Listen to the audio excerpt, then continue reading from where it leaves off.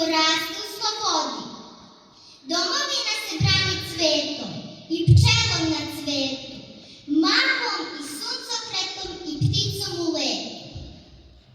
Домовина се брани книгом и песмом о небу, сестрином сузом, мајчином бригом и оним брашном у хлебу.